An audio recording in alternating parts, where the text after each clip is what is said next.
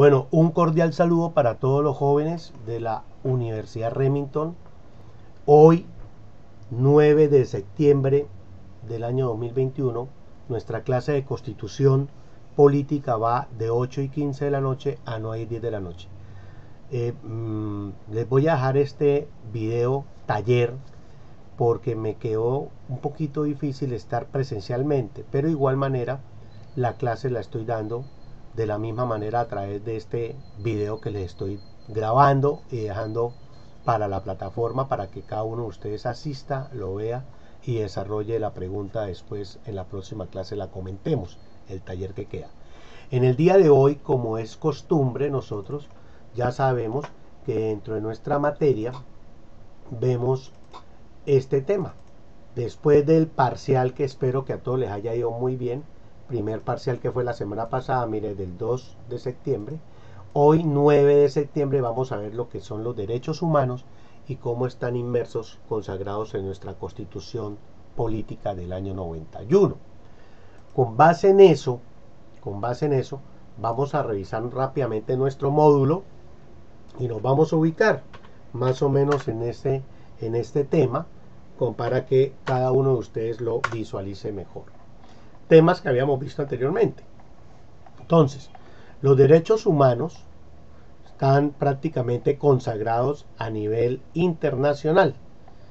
En nuestra Carta Política, en nuestra Constitución, el primer artículo de la Constitución nos dice que Colombia es un Estado social de derecho, organizado en forma de república unitaria, descentralizada, con autonomía en sus entidades territoriales, democrática, participativa, pluralista, fundada en el respeto de la dignidad humana, ojo con este término, dignidad humana, en el trabajo, la solidaridad y las personas que lo integran con prevalencia en el interés general.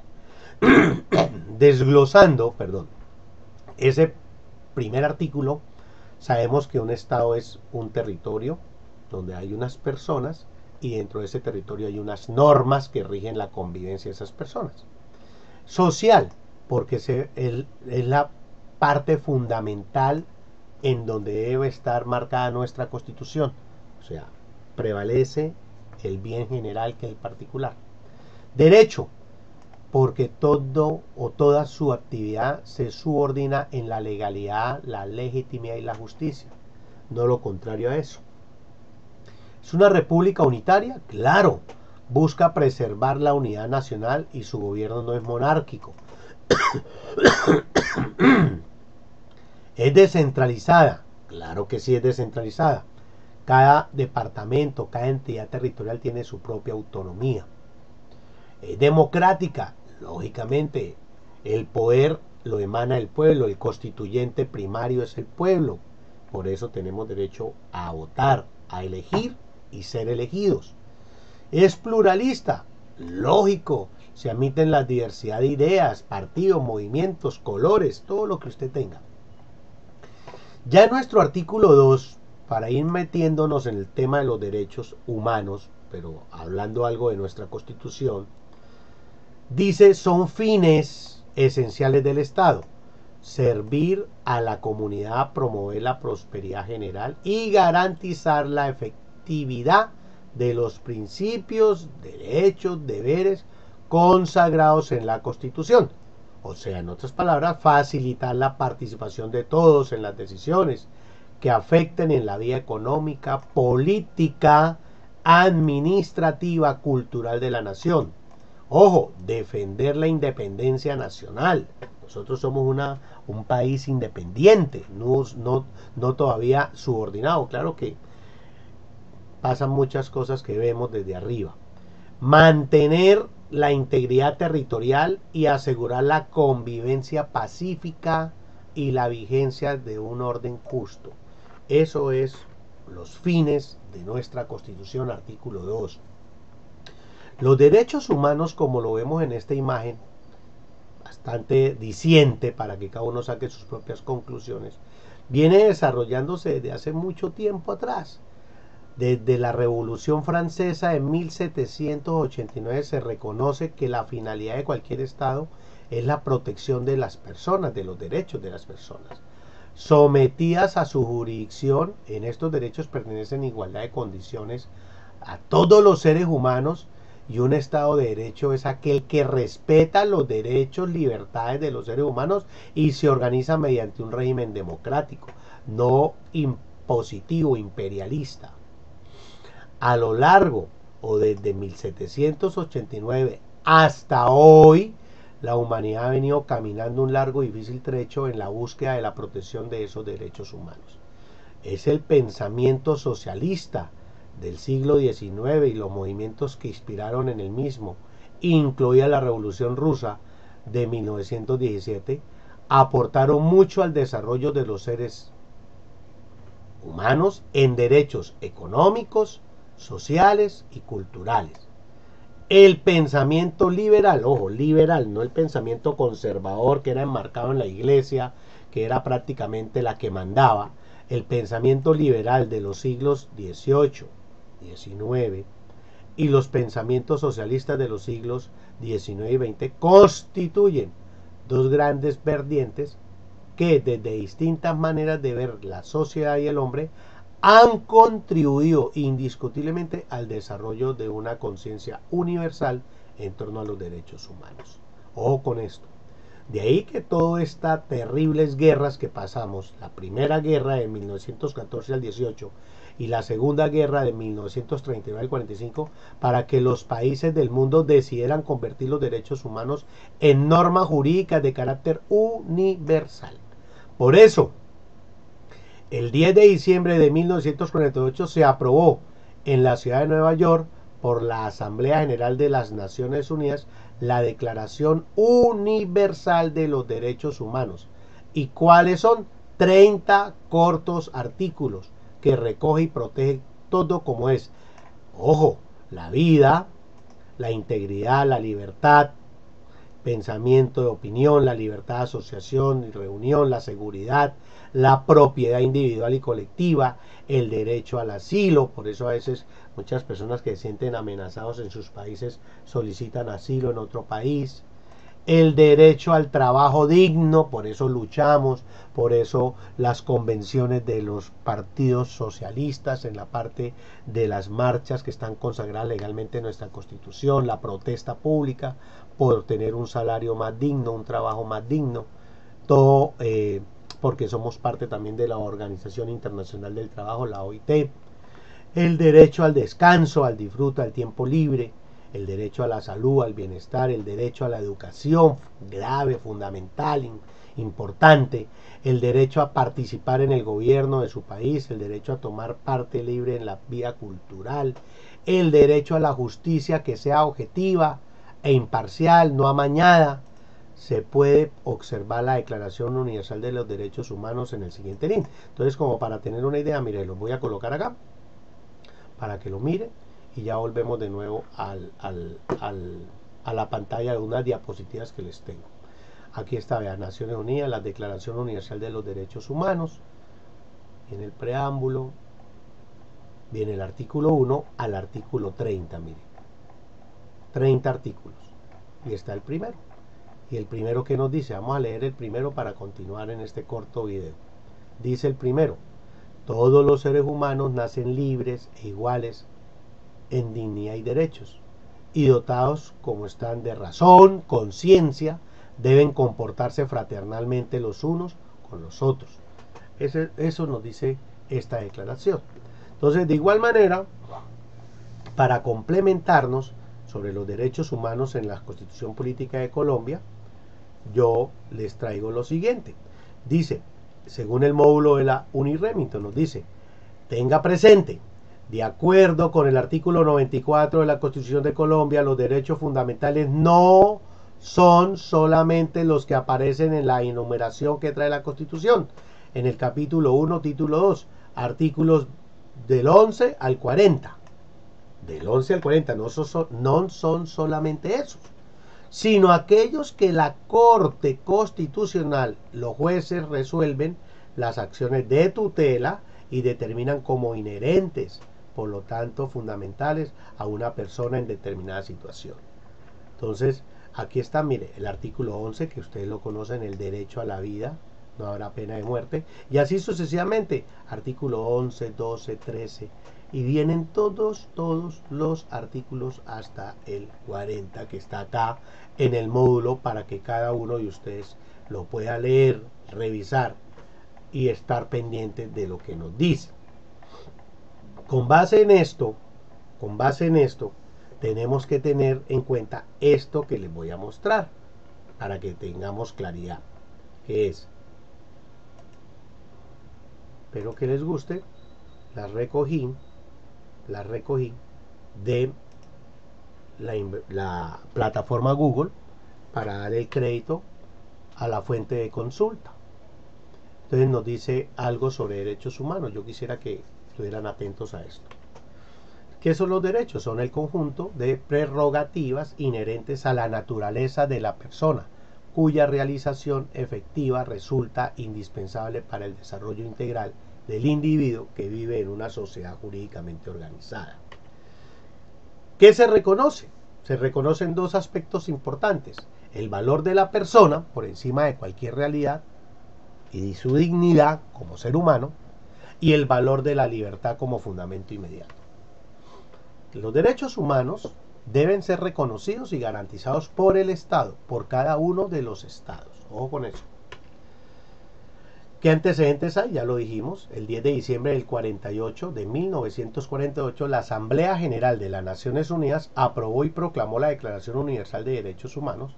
Tras este acto histórico, la Asamblea pidió a todos los países miembros que publicaran el texto de la declaración y los pusieran, que fuera distribuido, expuesto, leído y comentado en las escuelas, colegios y otros establecimientos de enseñanza, sin distinción fundada en la condición política de los países o de los territorios. O sea, independientemente de que sean conservadores, liberales, de izquierda, de derecha, de lo que fuera, había que mostrar esa declaración de los 30 artículos de los derechos humanos. ¿Qué principios hay ahí? Hay estos principios importantes. Hay una progresividad, que sean progresivos, sin discriminación, que sean irrenunciables, yo no puedo renunciarlos, o yo no puedo renunciar a ellos. Interdependencia, se relacionen unos con otros, indivisibles, y mantienen unas características fundamentales, que son universales, que son innatos propios, que son inviolables, intransferibles. Yo no lo puedo transferir a otro. Venga, coja este derecho, usted se lo regalo. No. Propios, transferibles, complementarios unos con otros, imprescriptibles, no jerarquizables. No es que este sea más que el otro, no, todos son importantes iguales, tienen el mismo peso específico. Transnacionales, o sea, intercultural del mundo. Ahí está metido todos los países a través de la parte transnacional. ¿Qué protegen? Lo fundamental: la vida, la integridad, la seguridad jurídica, la propiedad, la dignidad, la igualdad y la libertad. ¿Se clasifican por generaciones? Claro que sí, lo estaba mostrando ahorita en el módulo de la Remington, pero lo hice aquí con las diapositivas, que me parece mucho más sencillo y más rápido para entenderlos. Es un tipo de clasificación de los derechos humanos basado en un enfoque periódico que tiene como fundamento la progresividad, cobertura de los derechos humanos. Entonces están dados en 3 generaciones. Primera generación son los derechos civiles y políticos, casi que son los que nacen, casi no, son los que nacen con el ser humano, a la vida. La segunda generación son los derechos económicos, sociales y culturales. Y la tercera generación son los derechos de los pueblos. Le pido el favor que me disculpen algo la voz, estoy bastante difónico, como ustedes se pueden observar. Por eso está un poquito así delicado de salud, de una pequeño resfriado. Claro que no es COVID, ¿no? Para que quede claro. Bueno, sigo. De primera generación tiene su fundamento en la libertad del individuo. Están constituidos por aquellos que nacen con el individuo y su defensa ante los poderes públicos, ante el Estado. Sus instituciones surgen luego de la Revolución Francesa a partir de la Declaración de los Derechos del Hombre y del Ciudadano. Vamos a ver cuáles son esos derechos. La vida, fundamental, nace con la persona, el honor, la libertad, seguridad, integridad personal, todos nacemos libres. La libertad de expresión, elegir y ser elegido, la petición, que es un derecho fundamental que usted tiene que solicitar cualquier información, se la tienen que brindar. Y el libre tránsito, movilidad por donde usted quiera estar, asociado a lo que es la libertad. La segunda generación, dice, tiene su fundamento en la igualdad de los seres humanos. Le corresponden a los poderes públicos el facilitar el acceso efectivo de todos los ciudadanos a los bienes económicos, sociales y culturales. ¿Quiénes están ahí? Derecho al trabajo, fundamental. Usted sabe que el trabajo dignifica a la persona. La educación, mejor dicho, súper importante.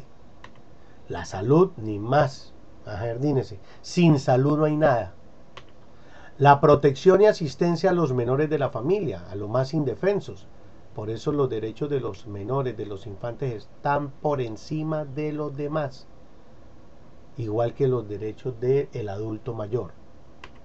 A la vivienda, a una vivienda de verdad digna.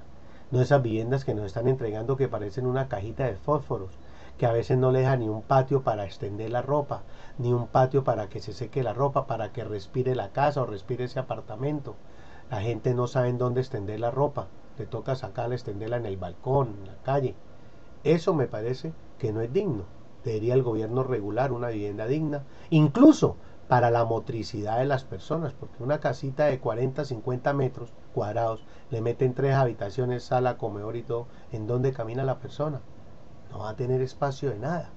Entonces ahí yo hago esa crítica objetiva y muy constructiva a futuro hacia que el gobierno mire con una regulación las viviendas que le entregan a la gente a través de las viviendas de interés social o BICs.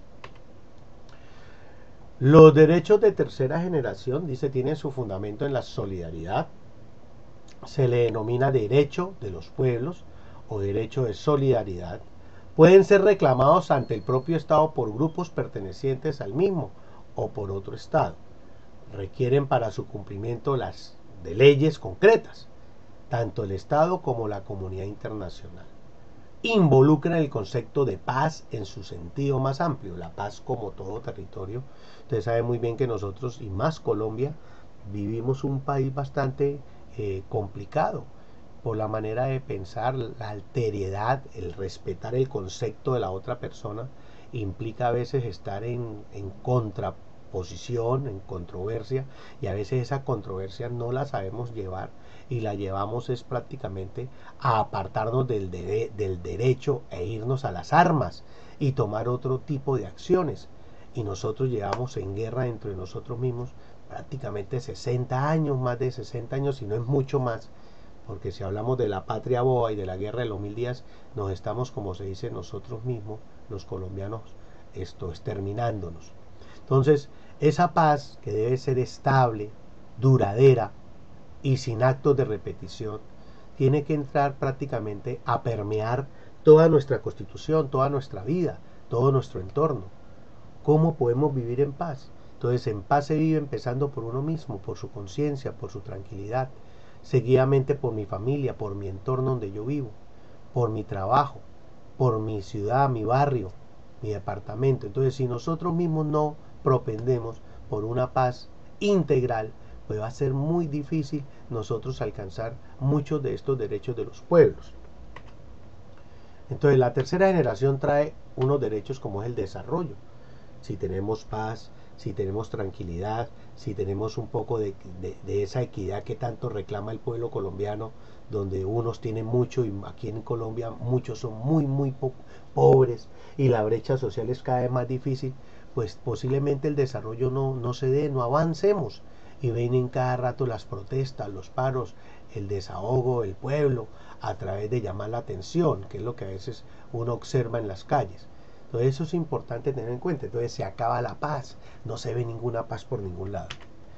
La autodeterminación de los pueblos, nosotros somos propios de nuestra determinación. El medio ambiente, que es muy importante, está dentro de los derechos de tercera generación, cuidar nuestro medio ambiente. A veces vale más el fracking, el petróleo, los carburantes esos, que nuestra naturaleza, nuestra agua, nuestros ríos, nuestros bosques, nuestra fauna, nuestra flora. Y a futuro, al final, si se acaba el agua, pues se acaba la vida. Porque con qué se riega o con qué se irriega el campo para las cosechas, para la papa, la yuca, el arroz, cómo se alimentan y cómo crecen los animales para tener el ganado en esa cadena alimenticia, o la parte porcina, o la parte avícola, etcétera. Entonces es importante revisar todos estos temas hacia adelante, cómo nosotros tenemos participación en el manejo y el desarrollo de estos medios ambientes, que a veces el ser humano todo lo que descubre lo destruye, y en vez de propender por mejorar nuestro planeta, que cada día está poco más deteriorado, y tenemos que irle dejando un mejor planeta a nuestros hijos, nietos y demás generaciones. La paz, que ya lo dije, es integral, debe ser fundamental para todos nosotros. Para educar en derechos debemos tener en cuenta, según Paulo Freire, lo siguiente: ser coherentes en lo que se dice y lo que se hace.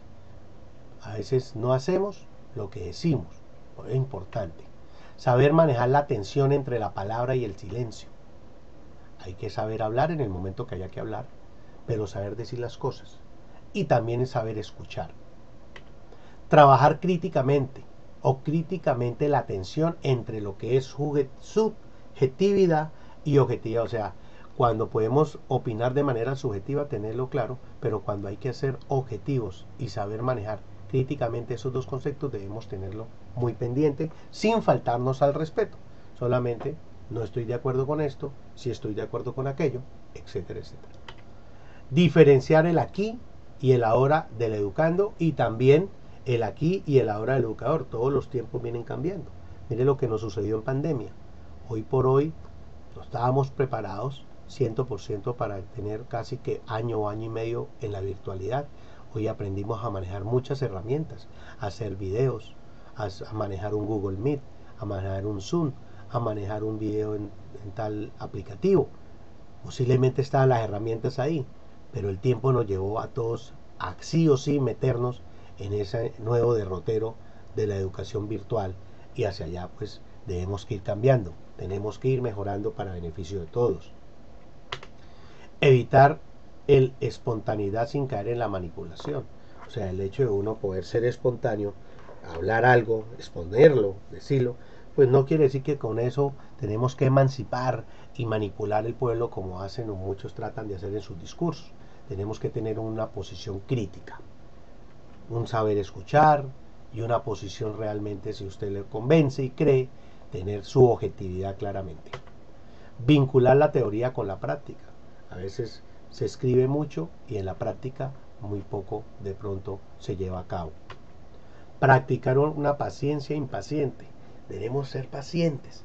Así la vida cada vez nos vuelve un poquito estresante, la cosa de que vemos que no cambia la cosa, no cambia nuestro país, no se mejora. No podemos perder la fe y tenemos que ser pacientes con esa impaciencia que a veces nos aborda. Leer el texto de la lectura en el contexto. No todos los contextos de nuestra vida son iguales. Posiblemente la de mi vecino es diferente a la mía, incluso siendo vecinos.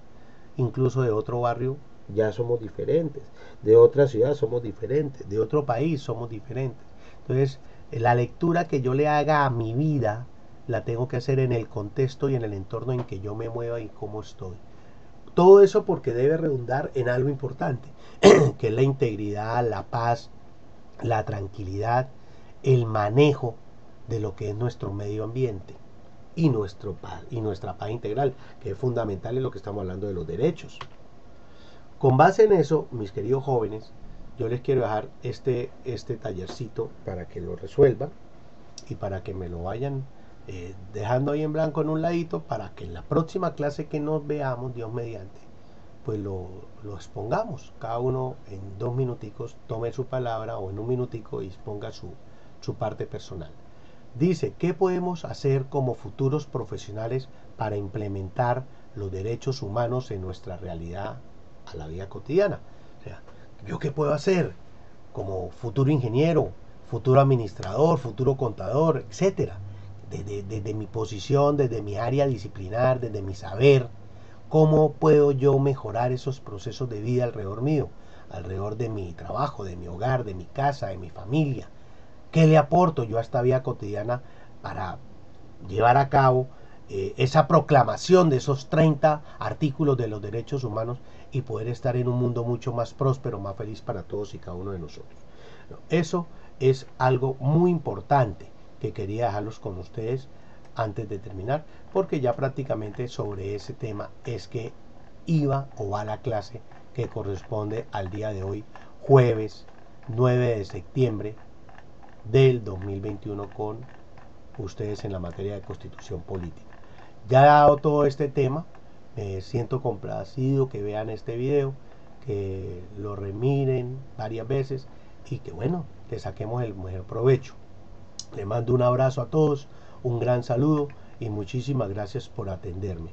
Le habló su profesor de materia, Mauricio Ararán. Muchas gracias.